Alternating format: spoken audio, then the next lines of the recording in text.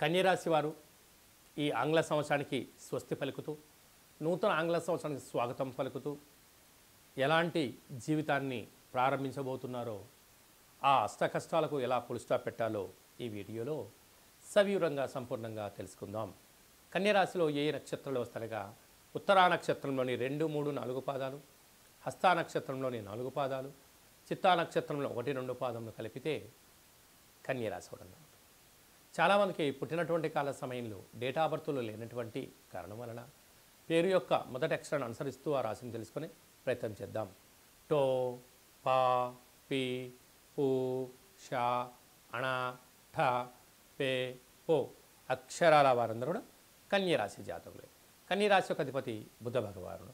రాశిలోనే కేతు సంచార స్థితి ఉండడం వలన వీరికి ఒక్కోసారి విపరీతమైన ఆనందం, విపరీతమైన అదృష్టం, విపరీతమైన విచారం, విపరీతమైన అనారోగ్యం అన్నీ మీ కళ్ళ ముందరే కనపడుతూ ఉంటాయి.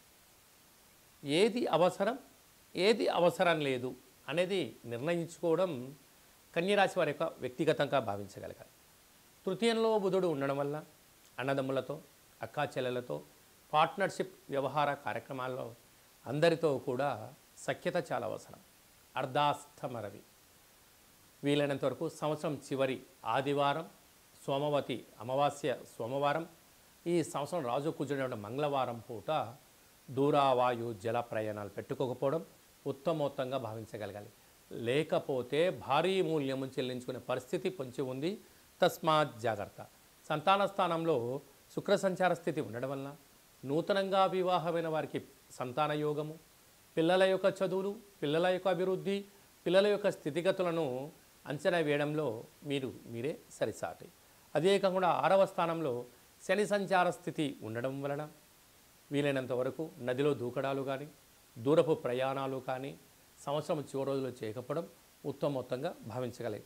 దీనివల్ల అనారోగ్యము, అశాంతి, ధనము పోగొట్టుకోవడం, మీ యొక్క నోటి మాట చేత అనేక మంది దూరమయ్యే పరిస్థితి కూడా పొంచి ఉంది.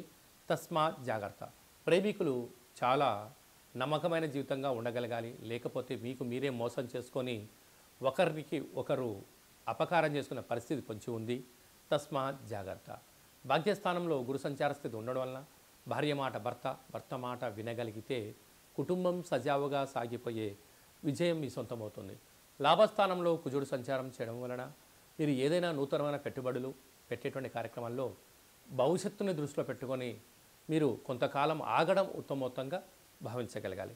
ఇలాంటి కాల సమయంలో మనము ఈ సంవత్సరంలో ఉండబడినటువంటి కష్టాలకు కానీ, అనారోగ్యాలకు కానీ, శత్రు బాధలకు కానీ ఎలా మనం నివారించగలగాలి అన్నట్లయితే ఒక కేజీ పావు పెసలు తీసుకొని ముందు రోజు నానబెట్టి 2వ రోజు ఉదయము వాటిపైన ఒక నిమ్మకాయను, కర్పూరం బిళ్ళను పెట్టి దిష్టి తీయించుకొని గోవుకు ఏర్పాటు చేయడం కానీ, పక్షులకు దానం చేయడం కానీ, ప్రవహించే నీటిలో వేయడం వలన ఈ సంవత్సరంలో ఉన్న కష్టాలన్నీ తొలగిపోయి చురుకైన బుద్ధితో అదృష్టానికి స్వాగతం పలుకుతారు అని చెప్పి గమనించాలి.